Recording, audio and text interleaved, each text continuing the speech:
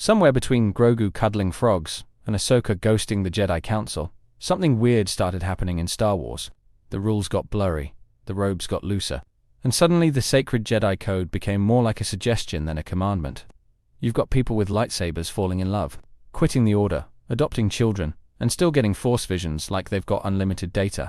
So, what changed? Because once upon a time, the Jedi were all about suppressing feelings, hiding attachments, and basically living like space monks on a gluten-free emotional diet. Fall in love. No, miss your dead friend. Don't even think about it. Want a hug? Get arrested. But now the new generation's out here choosing connection over codes, and somehow becoming better Jedi because of it. Funny how that works. You've got Din Djarin, a bounty hunter who starts off more robot than man, literally rewiring his entire worldview just because a little green guy made a weird sound and blinked twice. And instead of being punished for it, he became a father, a protector, a symbol of growth in a franchise that used to treat growth like it violated the Jedi terms of service. Then there's QAnon Jarrus, who broke pretty much every rule in the Jedi handbook, and still ended up more Jedi than most of the people sitting on the old council. He loved, he led, he sacrificed, and he didn't need a dusty temple or a permission slip to do it. He just understood what the code forgot. That the Force isn't about isolation, it's about intention. And look, I'm not saying that Jedi were wrong about everything. I'm just saying they got a little too comfortable thinking emotions were the enemy. They treated vulnerability like a virus, and forgot that even the strongest walls crack when no one's allowed to lean on them. These new shows, they're not just telling better stories, they're fixing old ones. In this video, we're breaking down how modern Star Wars is rewriting the Jedi playbook, one broken rule at a time. From Ahsoka to Grogu to Cal Kestis and beyond. We'll look at how these characters are redefining what it means to be a Jedi and why abandoning the old code might be the very thing that saves it. Have you noticed that modern Star Wars shows seem to treat the Jedi Code less like scripture and more like a suggestion manual? It's like somewhere between Rebels and The Mandalorian. The writers looked at the old rules and said, yeah, we're going to soft launch a rebrand. And the wild part is, it's actually working. Characters are breaking the rules, bending the code, and somehow becoming better Jedi for it. I mean, let's just start with Ahsoka. She didn't just bend the Jedi Code. She gave it the middle finger on her way out of the temple. And what did the galaxy get in return? One of the most morally grounded and emotionally intelligent Force users we've ever seen. She's calm without being cold, connected without being clingy, and spiritual without spouting sermons. Then there's Grogu, Baby Yoda, the galaxy's most adorable contradiction. He literally chooses love over lightsabers. The Jedi wanted him to pick a path, and he just didn't. Instead, he bonded with a Mandalorian, learned how to use the Force his way, and brought emotional vulnerability to a bounty hunter with trauma armor.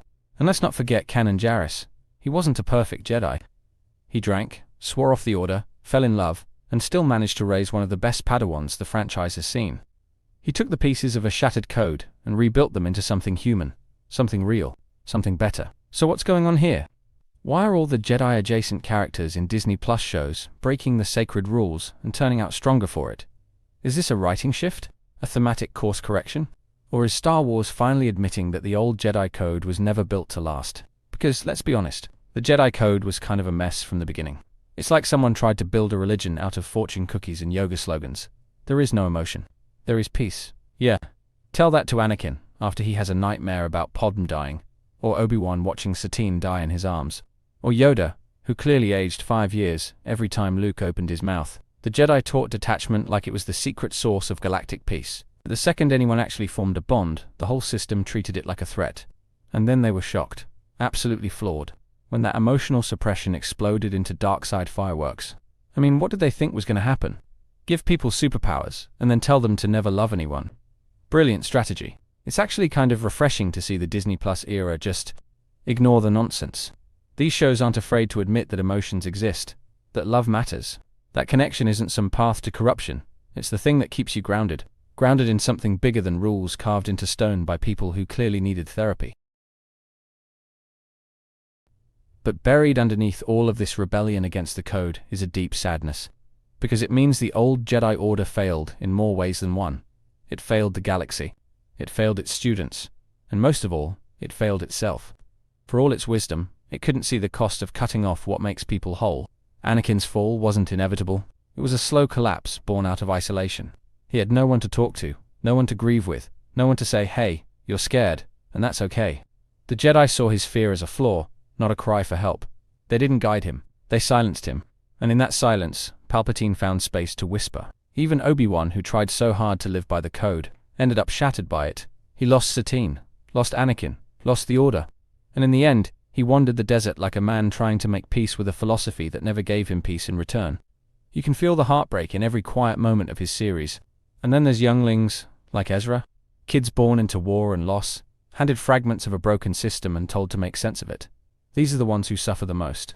The ones who feel the absence of structure while carrying the pressure of legacy. The old Jedi promised strength through denial, and left nothing but ghosts behind. It's tragic because the potential was always there. The Force wasn't the flaw, the people were. And they were too afraid to admit that love and loss are part of the same path. That strength isn't found in isolation. It's built through the pain, the mess, the vulnerability they worked so hard to avoid. But somehow, through the cracks of that broken system, something beautiful began to grow. Because when the Jedi code started breaking, the characters started healing. We got stories that felt alive. Characters who were messy, flawed, and deeply human. And the Force, it never left them. In fact, it shined brighter through their scars. Watching Cal Kestis rediscover his purpose in Jedi Fallen Order. Watching QAnon train Ezra while learning to be a father figure. Watching Grogu choose Din's hand over Luke's lightsaber. These are not just emotional moments, they're spiritual awakenings. Moments where Star Wars dares to say, the code is not the Force. And when Ahsoka stands outside the Jedi Order and still fights for peace, for justice, for people, it gives the entire galaxy permission to redefine what it means to be a Jedi. She doesn't need a title to be powerful, or a council to be wise. Her journey is living proof that you can walk away from the temple and still walk in the light. The best part is, we're finally seeing a Star Wars future that builds on the lessons of the past, instead of repeating them. These stories aren't just nostalgia plays, they're repairs. They're rewriting the blueprint for what the Jedi could be, and maybe what they always should have been. Look at Sabine Wren in Ahsoka, not a Force prodigy, not a temple-trained Jedi, but someone trying, learning, stumbling her way into something greater. She's proof that legacy doesn't have to be inherited, can be earned, and that anyone, regardless of background, can carry the light if they're willing to fight for it. Rey, choosing her family. Din, choosing Grogu. Even Baylan Skoll searching for something beyond the known light and dark. All of it points to a galaxy that is finally ready to grow up. To stop clinging to dogma, and start embracing truth. Messy, personal, human truth. And what's more hopeful than that? The idea that the Force is not about control, but connection. That it's not something you're born into, but something you choose to walk with. That the greatest Jedi aren't the ones who follow the rules, but the ones who follow the truth. If Star Wars is about anything, it's about the ability to rise, to learn, to forgive. And right now, the Disney Plus shows are reminding us that the Force isn't static, it's alive, and the future of the Jedi can be too. In the end, the Jedi Code wasn't broken by enemies. It was broken by time, by change, by the very people it tried to protect. It was a relic of an era that mistook control for balance, silence for peace, and detachment for wisdom. But the galaxy kept spinning, and the Force kept calling. What we're seeing now is not the destruction of the Jedi, it's their transformation. Piece by piece, show by show, story by story.